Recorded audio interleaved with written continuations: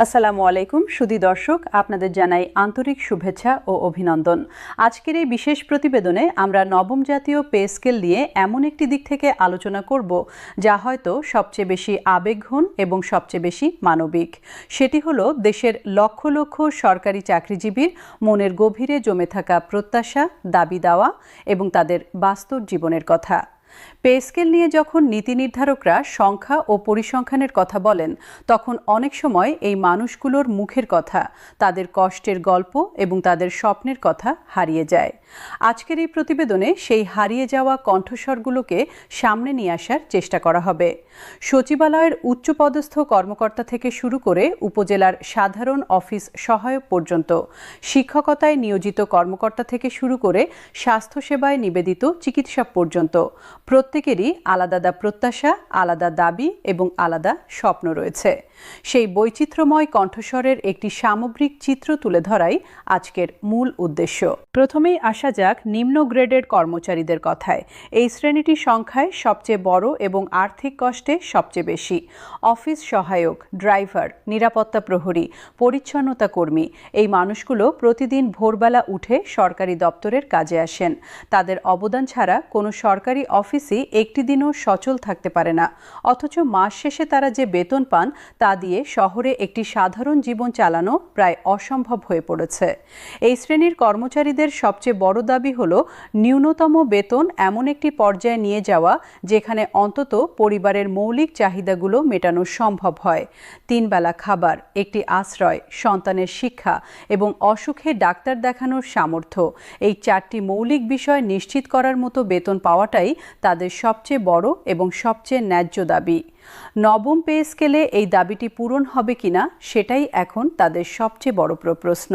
তৃতীয় ও চতুর্থ শ্রেণীর কর্মচারীদের মধ্যে বাড়ি ভাড়া ভাতা নিয়ে তীব্র অসন্তোষ রয়েছে। ঢাকা শহরে একটি ছোট ঘর ভাড়া নিতে হলে এখন ন্যূনতম 15 থেকে 20 হাজার টাকা গুনতে হয়। অথচ এই শ্রেণীর অনেক কর্মচারীর বাড়ি ভাড়া ভাতায়ের অর্ধেকেরও কম। বাকি টাকাটা মূল বেতন থেকে দিতে হয়। ফলে খাওয়া পড়ার খরচ মেটানোর মতো অর্থ আর থাকে না। এই কর্মচারীরা চান নবম পে স্কেলে বাড়ি ভাড়া ভাতা এমন একটি পর্যায়ে নিয়ে আসা হোক যা বাস্তব বাজার দরের সঙ্গে সামঞ্জস্যপূর্ণ। তারা বিশেষভাবে দাবি করছেন যে ঢাকা, চট্টগ্রাম, সিলেটের মতো মহানগরীগুলোতে পোস্টিং পাওয়া কর্মচারীদের জন্য বাড়ি ভাড়া ভাতা আলাদাভাবে নির্ধারণ করা হোক। কারণ এই শহরগুলোতে জীবনযাত্রার ব্যয় অন্যান্য এলাকার তুলনায় অনেক বেশি। এই দাবিটি অত্যন্ত যৌক্তিক এবং নবম পে কমিশনও এই বিষয়টি গুরুত্বের সঙ্গে বিবেচনা করছে বলে জানা গেছে। মধ্যম শ্রেণীর কর্মচারীরা, অর্থাৎ যারা নবম থেকে পঞ্চম গ্রেডে রয়েছেন, তাদের প্রত্যাশা ও দাবির ধরন কিছুটা আলাদা।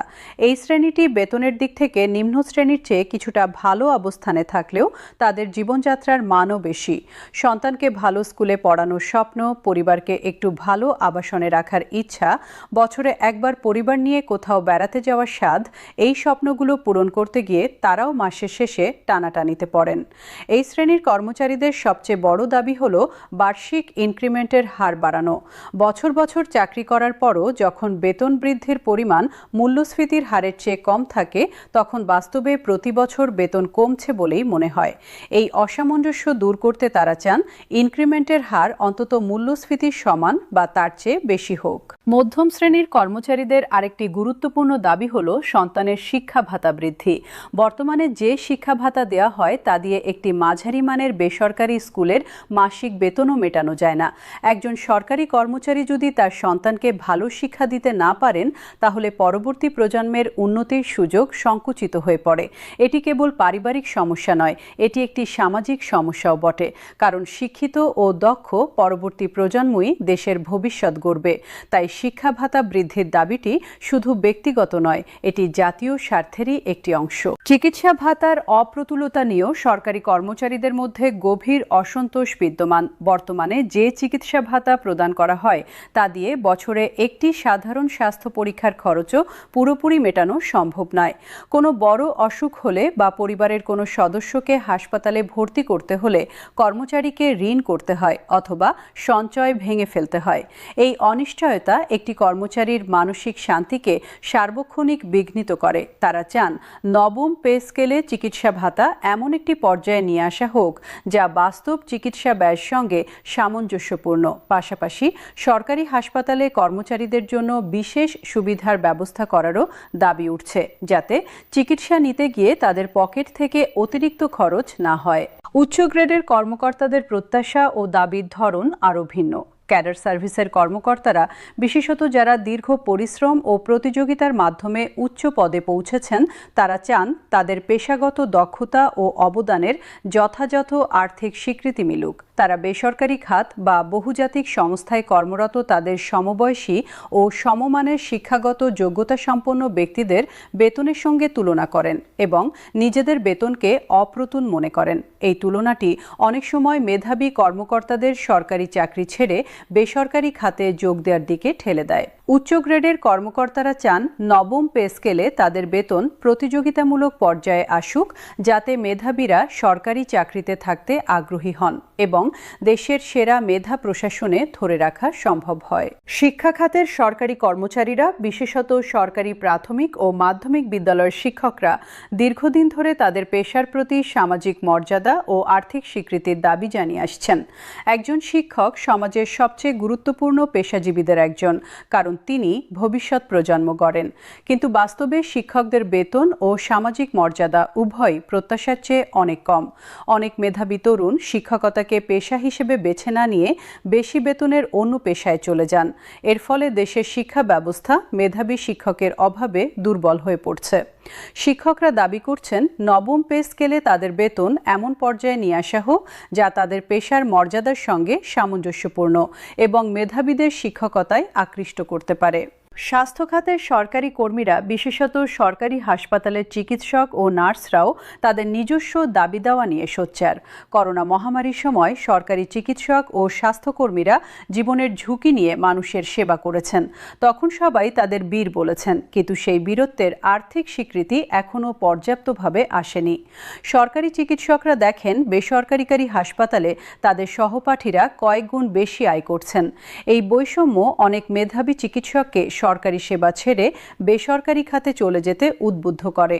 সরকারি স্বাস্থ্যকর্মীরা চান নবম পে স্কেলে তাদের ঝুঁকি ভাতা ও বিশেষ সুবিধাদি উল্লেখযোগ্যভাবে বৃদ্ধি পাক এবং তাদের পেশার বিশেষ প্রকৃতির স্বীকৃতি হিসেবে আলাদা বেতন কাঠামো বিবেচনা করা হোক। প্রত্যন্ত ও দুর্গম এলাকায় পোস্টিং পাওয়া কর্মচারীদের দাবিটি সবচেয়ে মানবিক এবং সবচেয়ে জরুরি। পার্বত্য চট্টগ্রামের দুর্গম পাহাড়ে, সুন্দরবন সংলগ্ন চরাঞ্চলে, হাওর বা বন্যাপ্রবণ এলাকায় পোস্টিং পাওয়া একজন কর্মচারী প্রতিদিন অসাধারণ কষ্ট ও চ্যালেঞ্জের মুখোমুখি হন। পরিবার থেকে দূরে থাকেন, যোগাযোগ ব্যবস্থা খারাপ হওয়ায় যাতায়াতে বিপুল সময় ও অর্থ ব্যয় হয়, স্বাস্থ্যসেবা সুবিধা কম এবং সন্তানের শিক্ষার সুযোগও সীমিত। এই কষ্টের বিপরীতে বর্তমান কাঠামোতে যে বিশেষ ভাতা রয়েছে তা একেবারেই অপ্রতুল। এই কর্মচারীরা দাবি করছেন নবম পে স্কেলে প্রত্যন্ত ও দুর্গম এলাকার জন্য একটি আলাদা ও উল্লেখযোগ্য ভাতার ব্যবস্থা করা হোক, যা এই মানুষগুলোর অসাধারণ ত্যাগ ও কষ্টের সম্মানজনক স্বীকৃতি দেবে।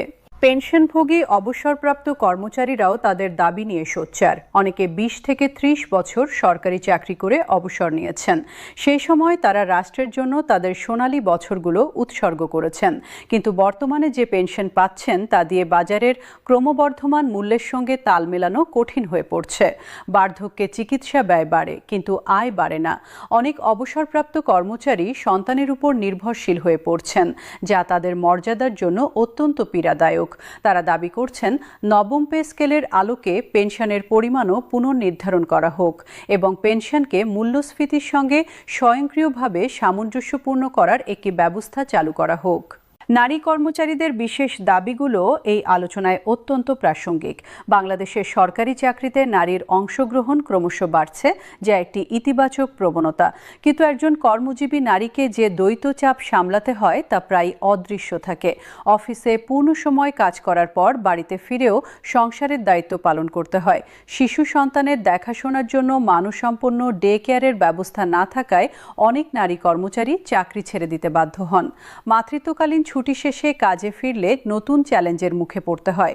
এই কর্মচারীরা চান নবম পে স্কেলে নারীদের জন্য বিশেষ শিশু পরিচর্যা ভাতা চালু হোক, মাতৃত্বকালীন সুবিধা বাড়ানো হোক এবং সরকারি দপ্তরগুলোতে ডে কেয়ার সেন্টার স্থাপনের উদ্যোগ নেওয়া হোক। তরুণ কর্মচারীদের প্রত্যাশা ও দাবির ধরনটি একটু আলাদা, কিন্তু সমানভাবে গুরুত্বপূর্ণ। যারা সম্প্রতি সরকারি চাকরিতে যোগ দিয়েছেন তারা অনেকেই দেখছেন যে তাদের শুরুর বেতন তাদের